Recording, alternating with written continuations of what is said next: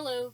Today, my speech will hopefully persuade my audience that without public health, our economy would not be as good as it could be. Public health is super important in our economy. It plays a big role, much bigger than we could imagine.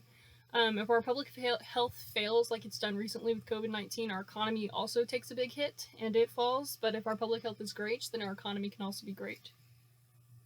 So I would imagine that there's a pandemic, kind of like this one. Not the happiest thing to imagine. But maybe this next pandemic is a lot worse, or there's a different crisis, whatever you want to think of. So everyone's kind of dying, or they're unable to work. Jobs are closing. The government has shut the country down. Nobody can work. The velocity of money is extremely low because nobody's earning money and nobody wants to spend money. The unemployment rates begin to skyrocket. People begin losing their homes, their cars. They can't afford basic necessities because they're not making any money. It's quite terrifying to think of. That's kind of what has happened here recently. So in this speech, we'll look at why health is a very important factor in our economy. We've all seen the devastation of COVID-19 and the death rates and how it's played its role in the election. But have we looked into the economic devastation from COVID-19? My first example that I would like to use is out of Montana from 2018. So Montana, according to Bryce Ward and Brandon Bridge, when Montana passed a new Medicaid expansion, many jobs were created. More people were covered by the extension, and about $300 to $400 billion in new money was created and was introduced into the economy. Montana also saved money from this Medicaid expansion. A bunch of people were able to get out of debt. Crime rates were lowered. A bunch of people were able to actually get health benefits from it. So that's a positive way of how public health can help our economy. The next example is from Charles Lane. He researched public health and the economy, but Charles Lane focused on the banks and the Federal Reserve.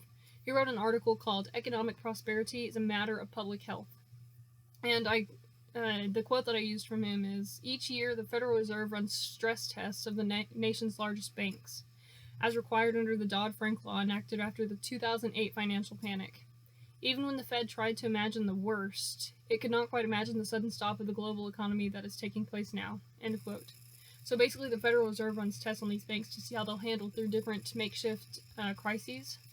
And even though they passed the 2019 crises that they set up for the banks, they just barely passed the COVID-19 one because they weren't prepared. And nobody would have ever thought that this was going to happen. So who's to say that the next time COVID-19 comes, or maybe a different virus comes along that's much worse, who's to say that it won't make the economy collapse, nationally or globally?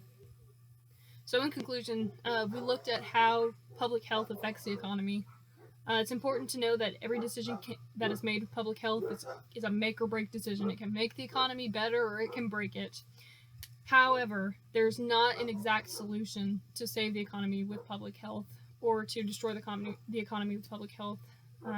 Whenever a decision is made, that's kind of like it's said and done. You learn better next time.